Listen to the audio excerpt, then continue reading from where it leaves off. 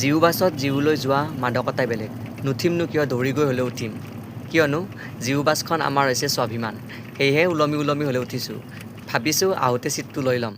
কেৱল মই নহয়, অন্যয়ো উঠিছে এনেকৈ ওলমি ওলমি। আহি আহি ISBT পালোঁ। এনেকৈ ISBT পাৰ হৈ ইউনিভাৰ্চিটি পাম। ইউনিভাৰ্চিটি পোৱাৰ পিছতে নামিবৰ পৰ হ'ব। এয়া আহি আহি ইউনিভাৰ্চিটি পালোঁৱে, গমকে নাপালোঁ। ইউনিভাৰ্চিটি পাই বিভাগলৈ সোমাই গৈছোঁ। এটি ভাল কথা, অসমীয়া বিভাগে 17 নৱেম্বৰত আয়োজন কৰিছে অসমীয়া জনজীৱনত বা জাতীয় জীৱনত ডক্টৰ ভূপেন হাজৰিকা আৰু ডক্টৰ জুবিন গাৰ্গৰ অৱদান সম্পৰ্কে।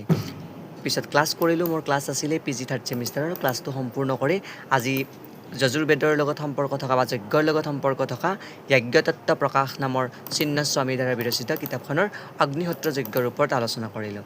তাৰপিছতে নিজৰ কাম কৰাৰ মানসেৰে মোৰ যিহেতু PhD কাম চলি আছে ডেচিফাৰিঙৰ কামৰ কাৰণে মই নিজৰ যোগাৰসমূহ ৰেডি কৰি ল'লোঁ।